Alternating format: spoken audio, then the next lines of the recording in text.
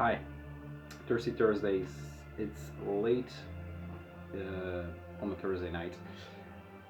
Another package came in today. This has been, Corona-wise, an incredible day. I had off of work. The kid was feeling better, not sick anymore. The storm keep tape came in. Our taxes came in positive. Great day. And my neighbor Frank, which I did the order with from the Animal Club and the BIP and stuff like that. We did another order because it wasn't coming in, so we did a peaceful order, and there is a polarizing record in there. So yeah, we'll get to that in a minute. We're listening to the Majestic Mass, is it that? Majestic Mass with Savage Empire of Death, the one I was talking about in the last video. Hear for yourself if I was on the ball. It has some first wave influences too. This was in the analog diabolic package, a nice Dio pin. Thank you for the Behara tape, man. Excellent stuff. So yeah, Thirsty Thursdays, anything goes. So there's a little bit of everything. There are two records that I actually forgot in the update, so this is also a bit of a bonus, and an Unearthing Darkness and Rambling and blah blah blah. We are drinking Decadent and Dutch. I don't know if that will show up. There you go. From Brouwerij de Molen, a stroopwafel barley wine-ish. And there you go. Very good. Starting to be a beer channel. But it is my dad. So yeah, two records. First one, since I was working on my Stooges collection, I need a very right copy for me of one more. And I'll find it. But for now, this is, so I need the Funhouse. Probably not an original, but a good, repress, nice color maybe. This is Funhouse live at Goose Lake. The last live show the Stooges did as a full original lineup with Alexander on bass, with the two brothers on the drums and the guitar, and Iggy, of course. The story was that it was the last one because they played kind of shitty. Iggy's words, not mine, because he was there the day before the festival began, so he was walking around the campsites, doing everything he could do to get fucked up, taking all the drugs, and he kind of remembered right before he had to go on stage that he was there to go on stage. That was the story.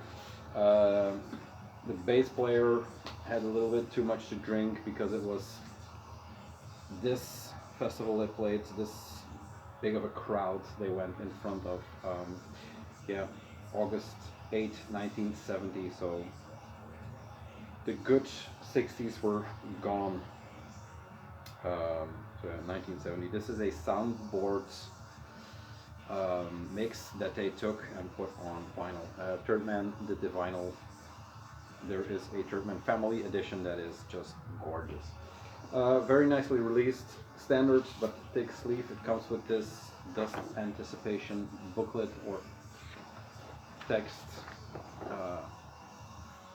with some cool stuff from the festival. And there's Goose Lake. So yeah, this set is rambly to say the least. You can hear where Dave Alexander, is it Dave Alexander? I keep saying Dave. Mr. Alexander. Where he forgets how to play the songs. Iggy forgets some lyrics. The only one, the Ashton brothers, just keep going, especially Mr. Guitar. They just keep on playing. He's a machine. And he didn't do too much drugs. He wasn't into booze, I guess. Intro, Loose, Down the Street, TVI, Dirt, 1970, Funhouse, LA Blues, song on here. It's more of a completist piece, but nonetheless, last recording of Funhouse, last recording of the Stooges, so always words picking up. And it was actually a fairly cheap record because for as much shitty things Third Man does, in the sense that they pressed Funhouse on some 100s with a perfect sleeve, and you can't find it here, so it's great to have something. And then something I was meaning to pick up for a long time, and I know it's going to come up again in the next collection update. Not in the collection, but just cabinets. But I bit the bullet and just bought it. I have been listening to this record since I was, I guess, 16 or something like that. I don't know when it came out. 2001? No, 97. So I had the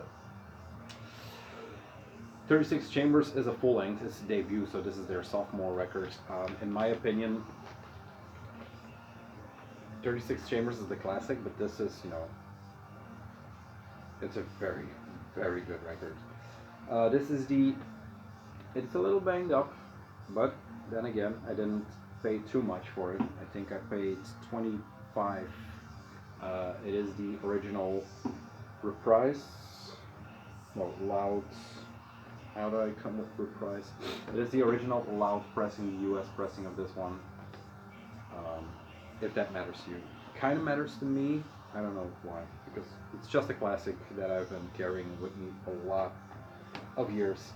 I remember being in the second grade of high school, I guess, and there was this guy who was in the sixth grade who was wearing a black hoodie with the yellow W. I didn't know what it was, and then a few years later, there it was again. And always stuck with me that some guy in Centreux, of all places now, I know people from the US watch this, but Centreux is like the South, in the South, because Limburg is already, 4 LP, so it's a lot of tracks spread over a lot of wax, and yeah, this is just, this is also a fucking classic. I mean, they're all still on there. ODB was still alive. Reunited, I don't need to do all the tracks. Capadonna's on here, one of my favorites. So I had to get it. Wu-Tang Forever. It's for the kids, but as an adult, I tend to enjoy it. Still. Cheers. And then the unboxing. The Peaceful. We didn't order, me and the neighbor, but it seems you pay shipping once, and if they have pre-orders, like he had, maybe Catatonia and stuff like that, stuff I'm not really into. He picked up some of that My Dying Bride, maybe, I'm not sure. But those were all pre-orders, and these records were available, so you pay shipping once, and then they just, ship what's available, then ship the pre-order, and then ship another pre-order, all for the same shipping. So I don't know what the deal is with Burning Shed, but good on you. If that's possible, why not? Probably to not clutter the warehouse with pre-order stuff. I have noticed that a lot of records are in pre-order. It kind of disappeared for a while, especially the long pre-orders, like pre-order a month ago and it's coming out in November or December. Like the Untergang maybe, and like I have some others, not sure. But yeah, the long pre-orders, maybe because everybody decided that putting out records was the way to go, because everybody was holding their records and their fulls and everything just to see when they could start playing again. But I don't want to be the pessimist, but I'm not thinking next year. And I have this. This is Vet Woensens Ende, I guess, Alkerdeel en Libertas in the Bos. Will that work? Yes. Babylon Doom Cult is doing a very special evening. 250 guests, I guess, but I'm 51, so was a bit late, or he lost my ticket. So yeah, Peaceful came in.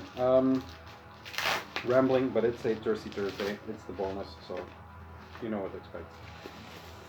There are always records on Peaceful worth buying. There's, they have such a great back catalog and keep everything in print. Like the stuff I need to pick up still is the Autopsy and stuff like that. Maybe some Psy, Japanese first record and stuff like that. They have great stuff always. There are two documentary records, and then there's the polarizing records. This is the new Isengard. Now, a lot has been written and said about Varje van Duggen, but this is Fenris, his third full-length, spread over the mid to late 90s, I guess, and then until now. There was a huge gap, but it seems that these are tracks meant for another red planet, I read somewhere. There's a lot of there's more people that hate it. There are a lot of people, in my opinion, that also love it. I love it. I think it is. Starts off with the first track, Cold Metal. It is not black metal. It is not dark drone. It is Fenris doing maybe the vocals from Black Thrones, Black Flags.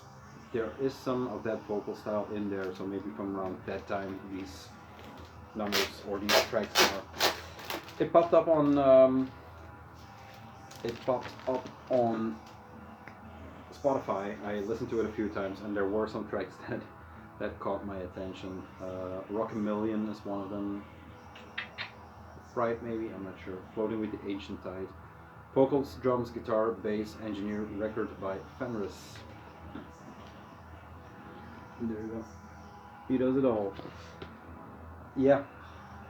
There's some goofy shit, but if you have to be honest, there's some not goofy shit in Darkthrone, but it's sort of a that boyish feel in playing, that just that that simplified but yet so brilliant. I don't know.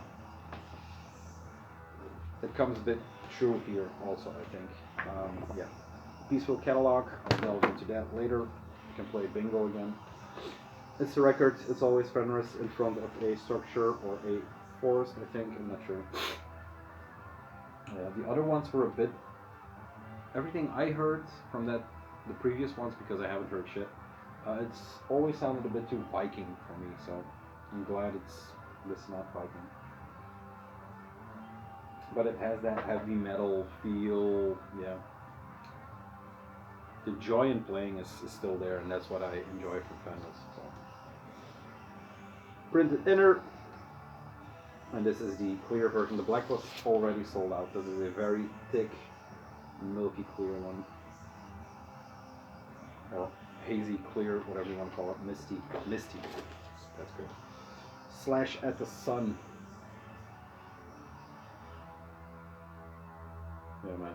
Like here, the inspirations: Jeff Tate and John Sirius, and Pentagram, Black Sabbath, both Ozzy and Dio for the vocals, also for the music. Black Sabbath, Pentagram, Unstoppable Force album by Agent Steel. First two Queensryche releases, which is awesome. Candlemass, Revelation, Trouble, Solitudes, Aternus, Bad Religion, Danzig, and Early Halloween, etc. So yeah, if you mix all those together and you put in some everything you know about Fenris, and you still dislike this record, then I don't know. There's something terribly wrong with you. But whatever. Taste. I'm too old to bicker about taste. I don't bicker. Then there are two records that I've been meaning to. They were in my want list on Discogs forever. They just keep disappearing because they're being bought up all the time. These are two archive releases, I should say, from Mayhem. You have Out of the Dark, and then you have the Henhouse recordings. I've been, this is all very short because we ordered this like, I don't know, beginning of the, maybe Monday, and they're already here. The spotlight was on Mayhem because I watched the Nordic TV, the Norway, whatever. They did a documentary 3-part called Helvete on TV, but it was unavailable, but Craig ripped it, put subtitles on it, streamed it on YouTube. I think it got thrown off, and then he just hosted it on his what do you want to call it, a OneDrive, I guess. So thank you, ball shot. Thank you, Mr. Craig Legaze. Sorry if I'm butchering that, but I think it's Legaze or Legaze, I'm not sure. But yeah, very good documentary. A lot of stuff, the biggest surprise, spoilers if you haven't seen it, I always have known about Snorre Ruhr or whatever, Snorre Ruhr, but I have always known him as the driver that drove far to kill Euronymous. That was it. Now apparently he is the MVP of the entire troop. So yeah, that was a eye opener, big surprise.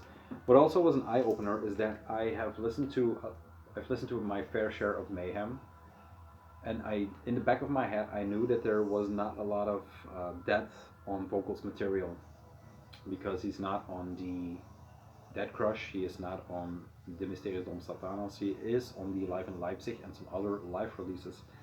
But they decided to release, or Peaceful and Mayhem decided to release the Henhouse recordings in Norway '89. And then Out of the Dark is the rehearsal, also in '89.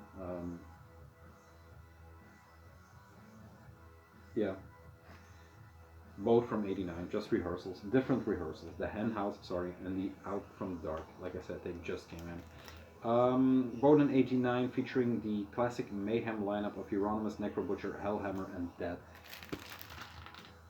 Classic tracks and an unreleased song. So yeah, Henhouse recordings first. I'm not sure where this is. I'm so stupid. I thought Krieghalle was a exaggeration of them for a just necro studio. It is a operatic hall. It's an opera hall. Yeah, that explains the drum sound on De Mysterios.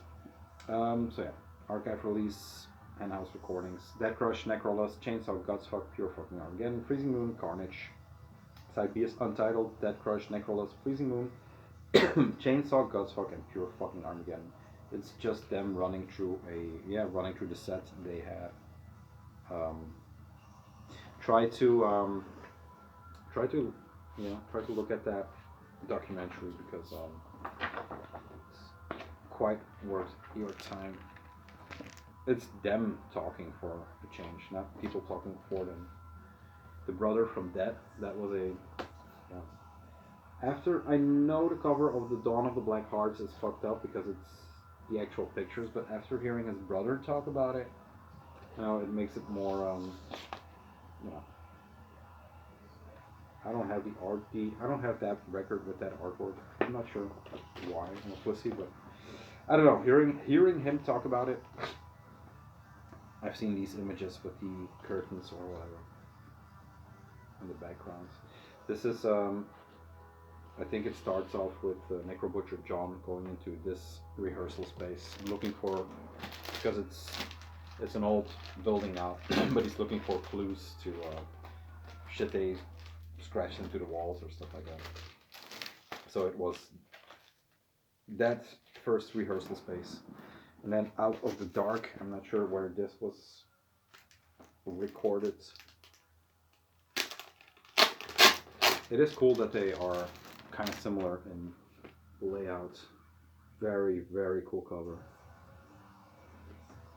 Man, that was something else.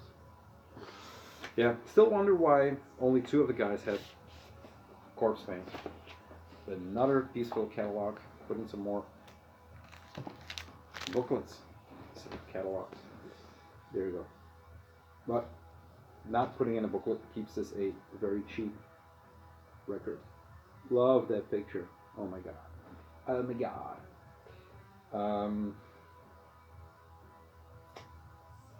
Rehearsal. It doesn't say where the rehearsal was. There's no info on here. Pictures courtesy of Espen Sivertsen and the True Mayhem collection. So, audio editing and converting by Chagrat at Pimp Plaza Recordings. Nice. Design and layout by Matthew Bickerstaff. So he did a incredible job on these. Glad to finally own them. They are only, wow, you can see the Fisher-Price radio. Very professional over here. They're only on black. There's no frills, no fuzz. I imagine the audio will be passable for a more than casual Mayhem fan. But it's, like I said, it's to have something with that on vocals, apart from the live in Leipzig and Zeit and whatever. Still fascinating. The good thing is that the music fascinates me more lately than the theatrics. So I'm finally listening with a especially after Torrance. Jesus. All right, I'm going to cut off here. You had more than enough of me for one day. Please don't look at this all at the same time.